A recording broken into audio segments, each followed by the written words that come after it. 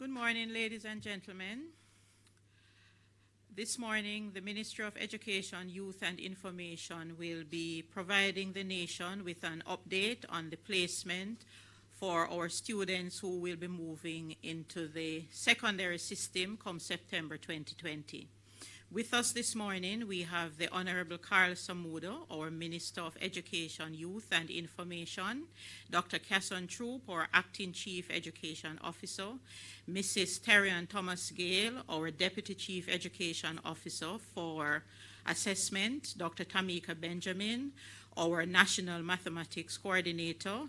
We also have online members of the Ministry Executive Management Team as well as our regional directors. Let me extend a special welcome to all members of the media who are tuning in at this time, and our minister will move ahead with his presentation, after which we will allow for the questions, and as usual we ask that you wait to be acknowledged before you ask your questions. Minister, I now hand over to you, sir. Thank you very much. Are we coming across live? Live? Yes. I see. All right. Okay. Thank you. Thank you very much, and good morning. It's the day that the Lord hath made, and we knew it would come. As promised, we indicated that we would be announcing the results of the placements for PEP, for preparation for the students to enter grade 7. These are the grade 6 assessments. And I'm very happy to announce today that we had 39,689 students who were registered to sit the PEP 6 examinations this year. That's comprised of 20,157 males and 19,532 females. Of the 39,689 students, 38,918 were deemed to be eligible to move on to high school and were placed accordingly. The basis of the assessment comprised of the following tests. Grade 4 numeracy and literacy tests were done in 2018. We used that as the start of the process. That's where we began with the grade 4 numeracy and literacy tests that were done in 2018. We then also took into consideration in compiling these results the grade 5 performance test done in 2019 and the grade 6 ability tests that were done in February 2020.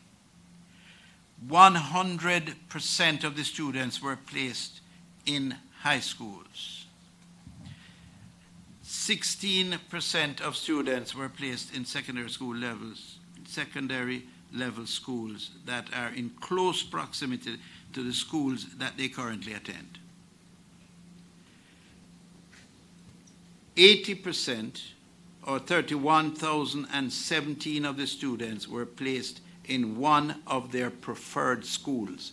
That's a very important consideration because that is the basis of a lot of the frustrations that attend this process each year. But I'm happy to say that 80% of all the students fell within their preferred and selected schools prior to taking the exam. A further 4%, or 1,606 students, were placed manually in secondary level schools in proximity to the addresses that they submitted at registration. The computation of the placement scores this year, as I have mentioned so many times, we don't have a playbook that tells us what to do while preparing for the students to take their examinations to move on into high school from primary schools when there is being experienced a pandemic, such as what is the case today. So we had to exercise the greatest amount of care and consideration and draw on the expertise, both locally and internationally, as to the process that should be followed in order to get the most accurate assessment for the children so that it would facilitate their moving on from primary school to secondary school. The computation of the placement scores for this year, therefore, comprise 7 tests.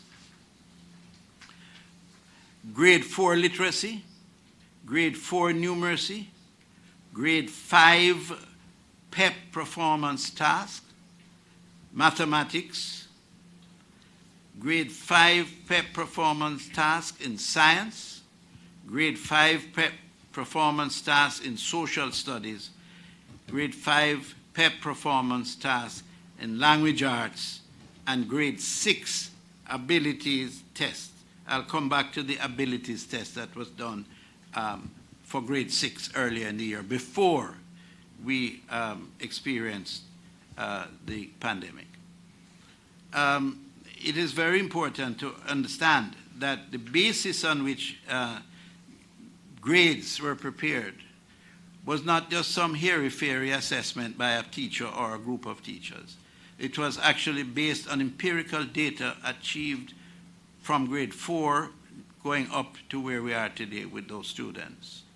Except in grade 6, we were able, fortunately, to do the abilities tests, which is a very critical test in the compilation of all that we do to assess their relative strengths in being able to think for themselves and to achieve the kind of results that we want them to achieve by using their reasoning power rather than by sticking to the curriculum and then swatting it and giving the answers. So it is a very critical element of the whole process.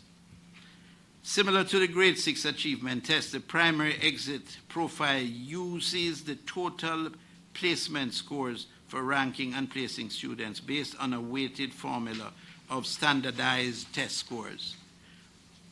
And I might point out that these are statistical models that were created by the best in the field, both within and without the ministry. So we had the benefit of a very high level of expertise. After using several statistical models to test the multiple scenarios, the most equitable weighting for the placement of students in 2030 is as follows. Grade 4, 30%. That is the work that they did in grade 4 and the assessment of grade 4, we attributed 30% to that.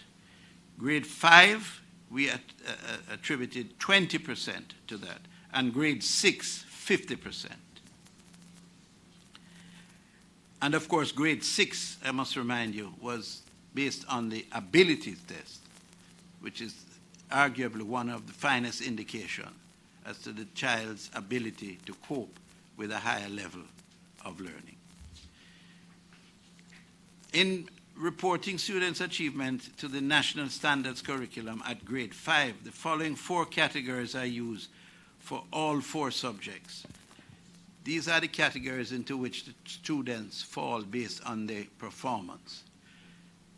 Beginning, where students at this level demonstrate limited or no evidence of the required competence necessary at grade 5, as specified in the National Standards Curriculum. These students will need intensive ongoing academic support at the next grade level.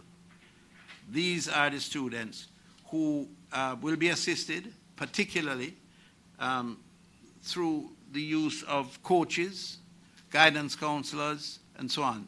They are the ones who we have to focus on if they are to be given an opportunity to move up the scale and not just to scrape along at the bottom, but we want them to move up so that eventually we will shrink the number of students who fall into the beginning, category. The developing students. Students at this level demonstrate partial evidence of the required competence level at grade 5. as specified in the National Standards curriculum. These students will need targeted academic support at the next grade level. It is a similar process that will be used for the beginners, but this is a larger group because these are developing students who will need that additional help to get them to understand the curriculum and to be able to prepare themselves for the next level. The proficient students, students who fall into this level, demonstrate the required competence necessary at grade 5, as specified in the National Standards curriculum. These students may need minimal academic support and/or extended learning activities at the next grade level. So they don't need as much coaching, they don't need as much guidance in terms of what is required to get them through the process. They are on their way, and we will be able to concentrate.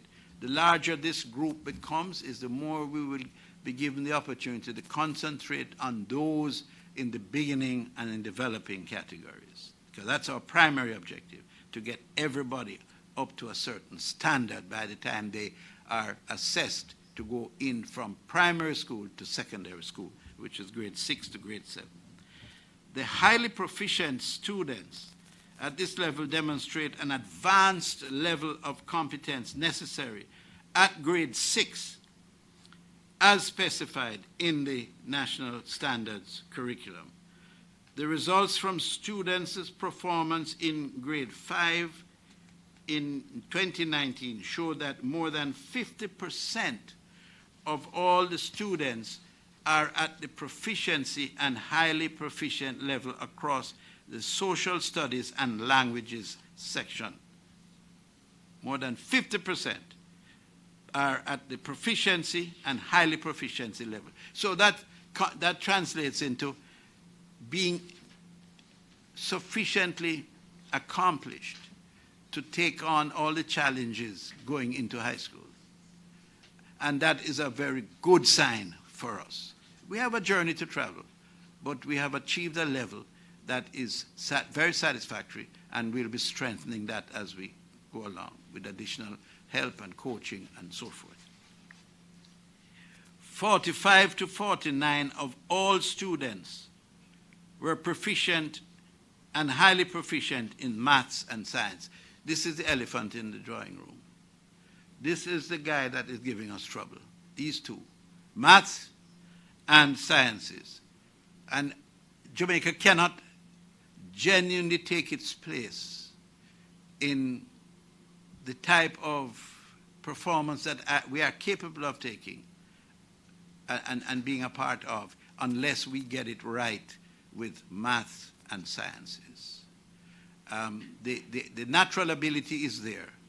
We will have to focus as we go forward on ensuring that the methods used, the curriculum is appropriate, and the preparation of the students are sufficient to enable them to do much better. And that is a subject for another discussion, but it's something that the government is going to be placing a lot of emphasis on, to getting those performances in maths and science up to a level that is much greater than it is today. The grade 6 abilities tests, as I mentioned, we get back to that. The grade 6 abilities tests assesses how well the students are able to reason with numbers and words. You're at halfway tree, and you're asked, what is the easiest route to get to Papine? The child who is able to reason quickly will get that immediately. There are others who may want to take a different route, which is not as efficient. That's the kind of independent reasoning. That's just a simple example of independent thinking and their capacity to reason based on the problems that they are confronted with and so on, which is one of the finest tools in the tool pan to make sure that the students are their reasoning ability is recognized early, and they are coached and assisted in achieving even greater sense of what their true abilities are. The two skills assessed in this test are quantitative and verbal reasoning. Quantitative meaning the ability to associate numbers and so on, and of course in verbal, understanding what you read and your response to the level of understanding that you have based on the question that is asked. In both 2019 and 2020, 60% of the population represents a national average, 60%. Special conditions, the placement of special needs students. It's an area that is near and dear to my heart, and that is one that we will be placing a lot of emphasis on to assist our special needs children. And we have here that 49 students registered for PEP have special needs, and those students will be identified and cared for in a very special way. All that is required to help them to be able to achieve their maximum potential will be done. In the area of the students that are on path, these are the students who are from socioeconomically challenged communities and where the number of the facilities that are available to many other students are denied them. These are the ones that we give support to in terms of nutrition, and we are always mindful of the need to extend ourselves in every way possible to give them a maximum chance. 84% of those students, I'm happy to say, on the program, which is a program of advancement through health and education path, were placed in the schools of their choice. 84%, which is outstanding. 12% were placed by proximity. That is, your proximity to where the school is from where you live. And 4% were manually placed. So you can see that those that were manually placed is minimal compared to those who are part of the 84% that were placed in schools of their choice. Due to the COVID-19, the ministry took the decision to cancel the PEP 6 performance tasks and the curriculum-based test this year. That was announced earlier. And as I've said before, you don't get anyone with instructions as to what to do when you have an outbreak of COVID-19. You're not taught in school what to do when you have a pandemic and how to operate in a pandemic. We have to rely on the skills, the training, the natural ability of those in the teaching profession and those who are in the educational system to guide the process. And the government's responsibility is to give them maximum support. This is the environment in which we have been forced to engage our teachers, engage their ability to assess accurately, especially those in the field of creating statistical models and everything else, so that there is no differential in the likelihood of a child expecting to be placed in a certain school and being disappointed because of the system. The system, we are absolutely satisfied, is as efficient as they get, and it reflects a level of accuracy that is doing justice to the educational system and to the parents and children alike. We had to, therefore, because of the pandemic, we had to adopt a hybrid approach. to place the students.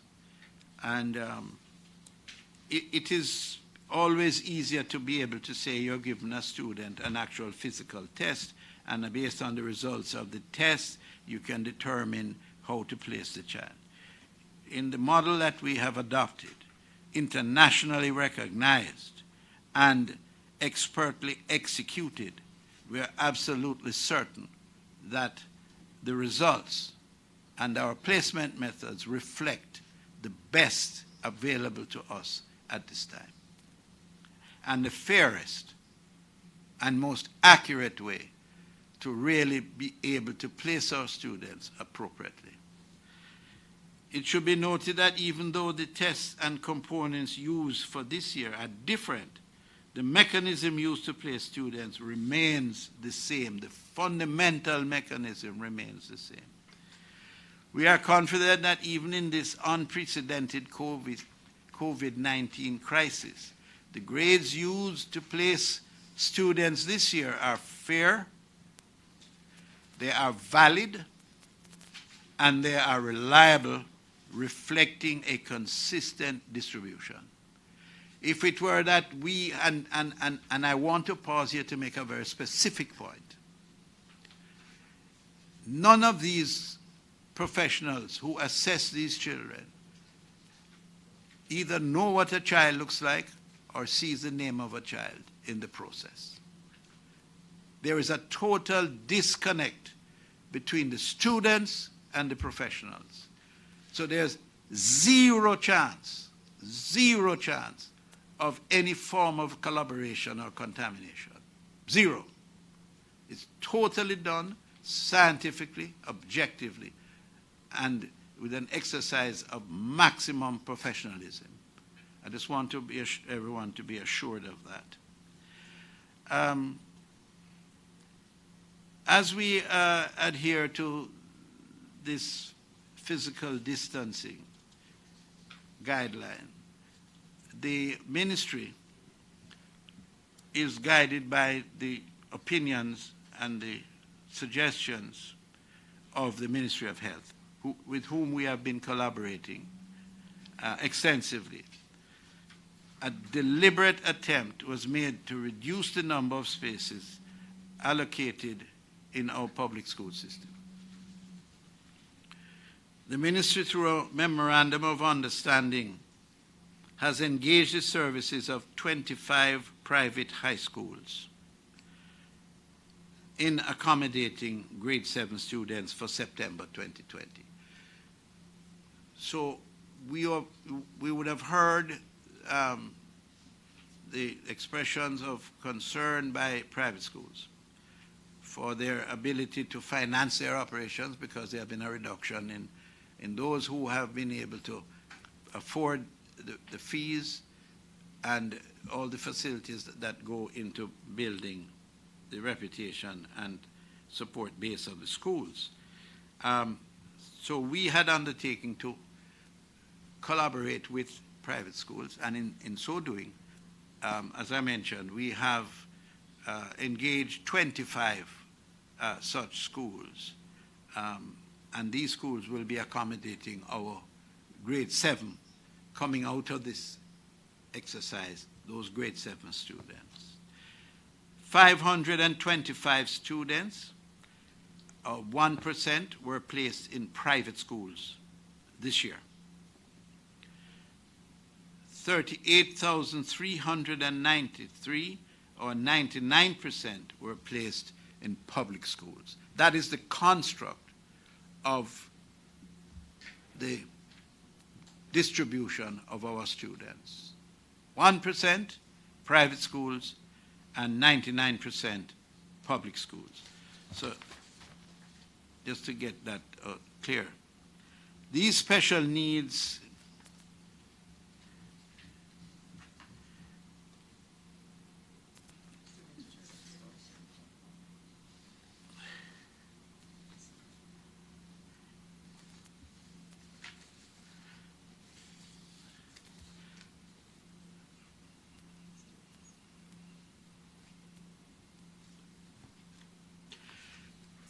you will recall that every year that these tests are conducted, there are a number of those who register who are not able to participate. A very small percentage, I might add. But it's important to note that the fact that they have not registered is not the end of the road for them, and that every effort will be made to ensure that we assist to relieve whatever pressures they might have had that caused them not to be able to take the test. In some cases, through health, through economic circumstances, and we will reach out to them to give them an equal shot later, at a later time. There will be a statistical model that will be prepared to accommodate them so that we'll be in a position to place them appropriately. They are not going to be left out of the system, as has always been the case for those who are not able to write the exam at the time. And this year will be no exception. And we will be taking care of them as we prepare to go into high school. This is a very, very important occasion for Jamaica. It is the first time that we are experiencing this kind of situation. It has been extremely challenging. I am very, very, very proud. I cannot tell you how proud I am of the experts, the committed teachers who have brought us through a very challenging period. Those students who were not able to access internet and therefore were somewhat challenged in getting their preparatory work done in order to be able to, at all levels, primary, secondary, pre-primary, right through to tertiary. We are making every effort to play catch-up in a very structured and efficient way. But all of this would not be possible at all without the enormous support of the professionals who work in the Ministry of Education and those who are outside, both at the public sector and the private sector.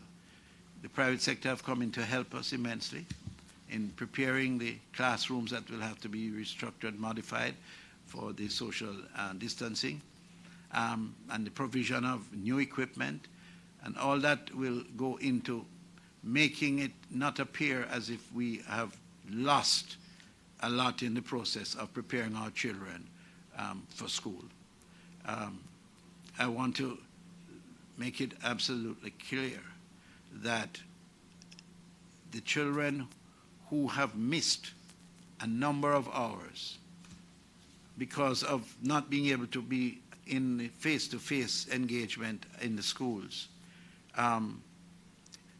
we are going to be ensuring that before they go to school, that there is a sort of, what you call it now, refresher, assessment, and yeah, so we sort of get them prepared to enter school. We're not just saying school is open a certain date and you go to class and you sit down. No, we're going to go there first. We're going to take a certain portion of the month, and then we are going to be assessing them and going through the process with them, determining who needs special care and the extent of the care and who is going to provide it, and all that is required to make sure that these children do not feel dislocated.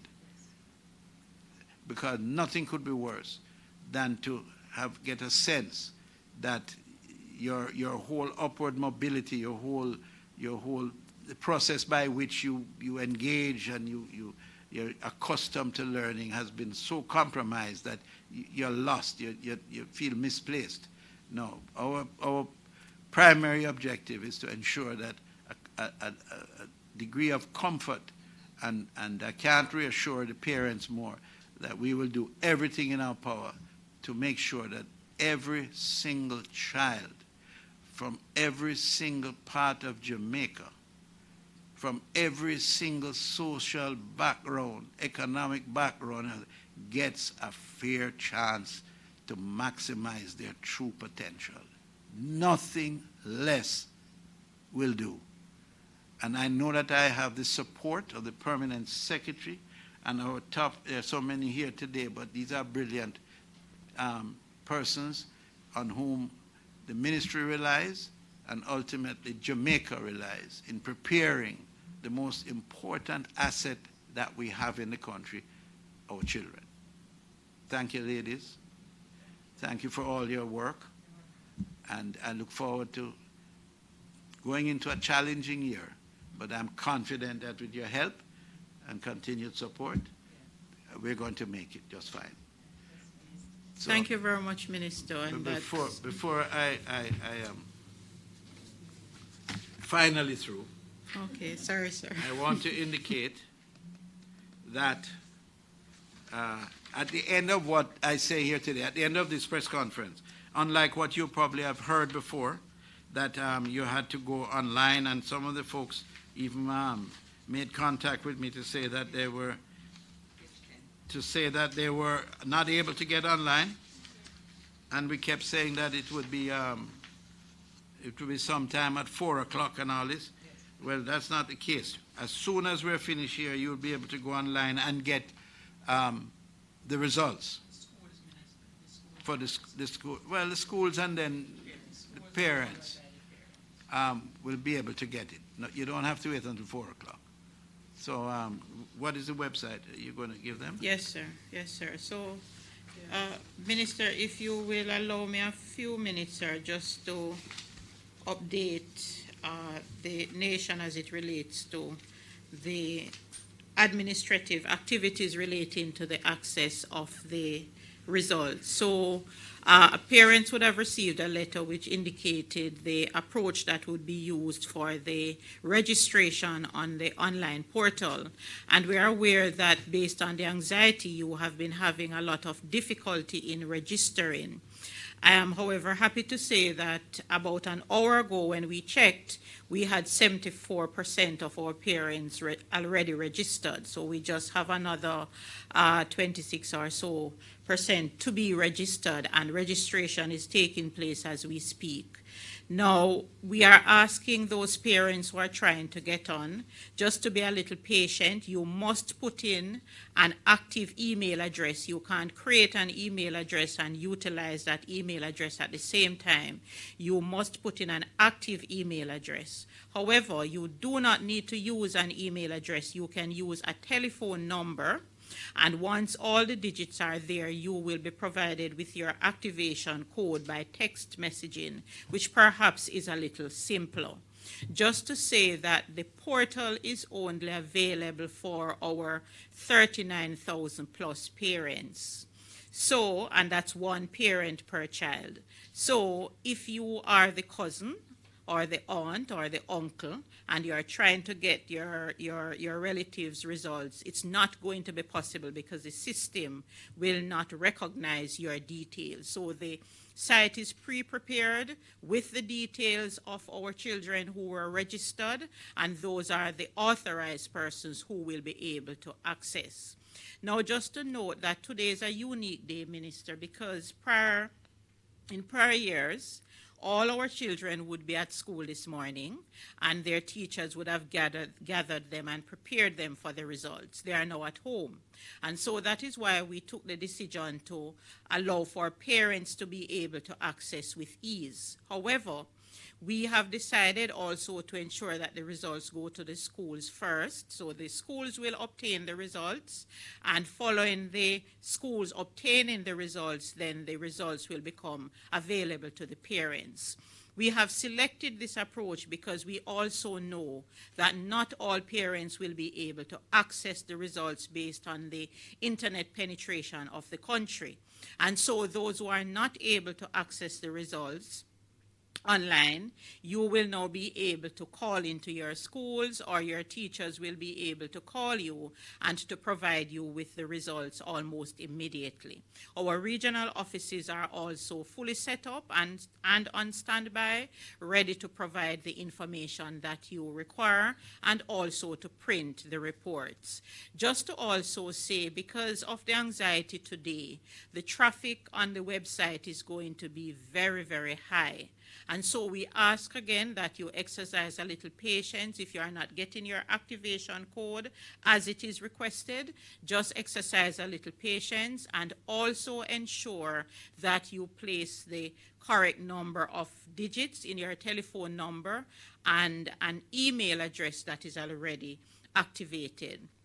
Our ministers indicated that we will now be able to provide you with the results as soon as we have completed the press conference, because we understand the anxiety. So we are now actually moving away from the timelines that we had given you, which was the 4 p.m. for our parents and the 2 p.m. for our schools. So we will ensure that at least you are provided with this information a little earlier. And just to emphasize that to go on the portal, the address is parents.dpisonline.com. And if you also include parent, you will be able to access the information nevertheless. I also want to remind you that if there are difficulties that you're having, you can call 876-618-3730 or 876-618-6705 or 876-618-6713. This is the support helpline that is up and will provide the guidance that you require to ensure that you are properly registered and you can access not only where your child is placed, but also the reports for the 3 sets of assessments that we have used to determine placement. So, Minister, can we now move to the questions? Yeah. Okay, so Carleen, over to you. Good morning, journalists. Please use the raise hand feature to indicate you have a question and wait to be acknowledged before unmuting your microphone. I also ask that you state your name and media house before asking your questions. Is there anybody there yet? We're waiting, Minister. Are we connected? I don't think we're connected, you know.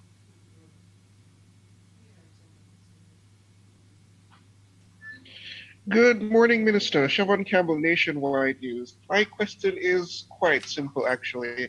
It's not just the upcoming grade 7 students that will be returning to school come September, but the full cohort of the education system.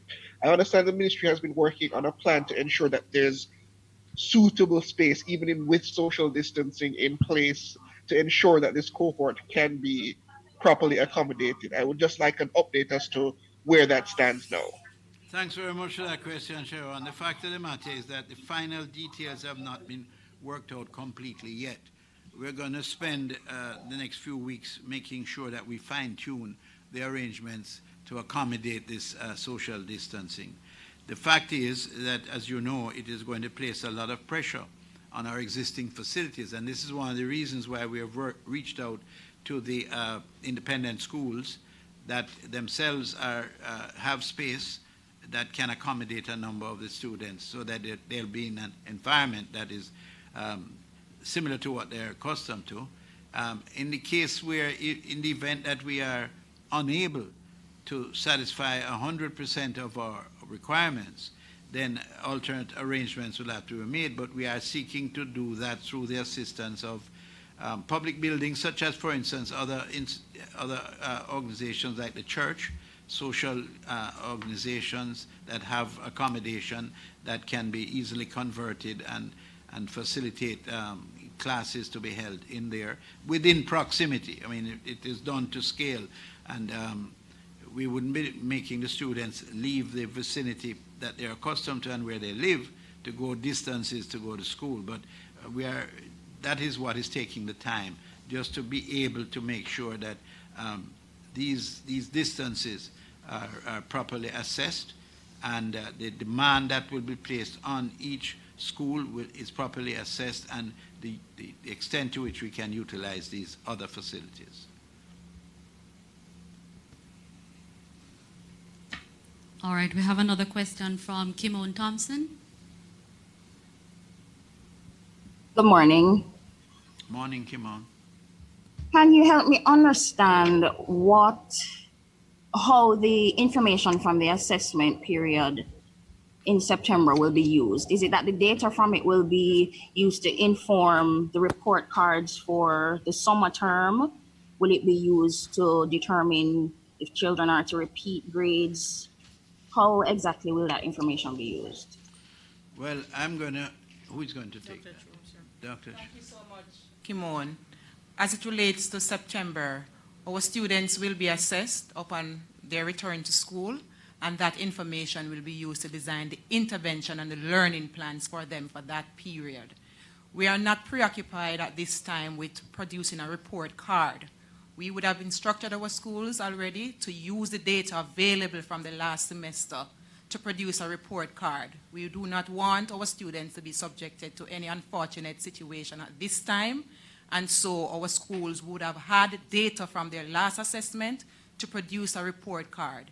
The most important thing, Kimon, at this time is to make sure that we make up for the learning loss. So it is about assessing their needs, tailoring the learning plans to make sure we meet those needs and ensure that our students can maximize and improve in their learning ability.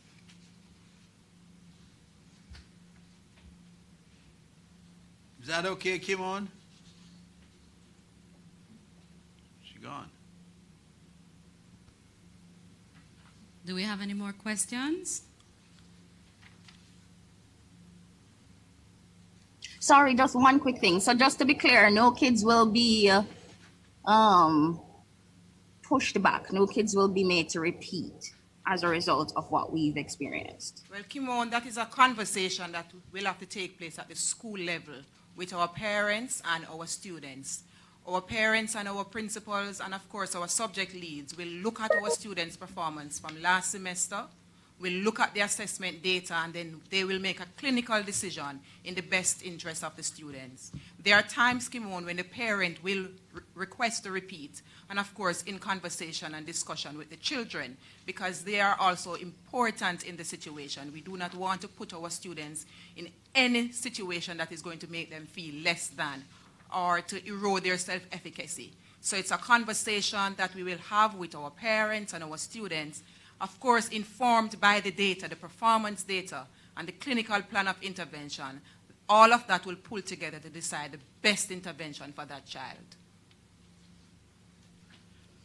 I think one of the things that struck me about this assessment that was made is that it does not appear that we would suffer the consequences of not being in face-to-face class environment over the past 3 months as we had originally anticipated. I know it had been a period of anxiety for a lot of people in Jamaica, but from the indications we have so far, it seems that especially those who are going into grade 7, which is their major transition from primary to secondary, I'm fairly confident that although a little more work will have to be done, and intensive work, I feel very confident that we'll be back on track very, very soon. I'm very optimistic about that. All right, we have another question from Siobhan. Please go ahead. Yes, me again, Minister. Question regarding your budgetary allocation. Will what the Ministry of Education have currently be sufficient for the starting of school come September, or should we anticipate second supplementary estimates heading into the new school year? Well, I can't answer the second supplementary part of it, but I can tell you that based on discussions with the permanent secretary, we are good to go. We have the resources to do what we have to do, and we're good to go. Okay. We're not going to suffer anything. You're not going to find anything that is deficient in any way. In fact, you're not even going to, other than this, the physical spacing, I don't think we're going to experience any downside to this whole exercise. Our people are very resilient and they're determined, and with the support of the private sector, the local community persons and the parents and the professionals in the ministry, I think we're going to be in good speed. All right, we have another question from Kimberly Hibbert. Kimberly, please go ahead and state your media house before asking the question. Right. Good afternoon. Kimberly Hibbert from the Jamaica Observer. So I sort of wanted to know the situation with the special needs students that you mentioned, if there's a timeline as to when they will be placed, and also for the students who were placed in private institutions, was there any particular criteria for them? Were they the ones who performed lower, or exactly what led to them being placed there apart from the social distancing? Okay, thank you much, Kimberly. So our students, all our students with special needs have already been placed. All 49 of them.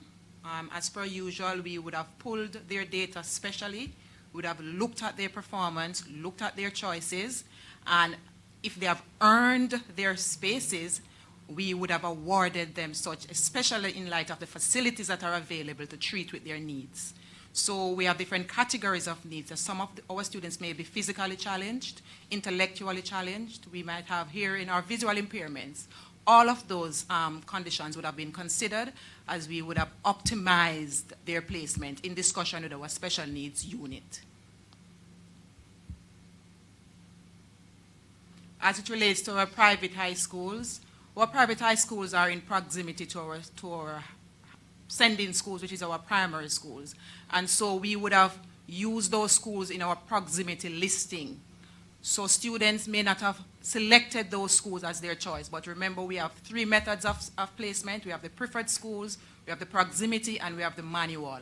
So our private high schools would have been used at the proximity category and the manual level, which is the manual placement. But these are schools, Kimon, that we have had long-standing partnerships with.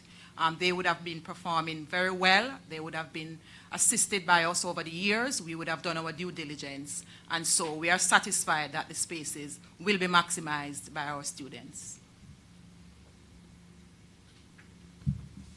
All right, we don't appear to have any more questions. Okay, well, thank you very much.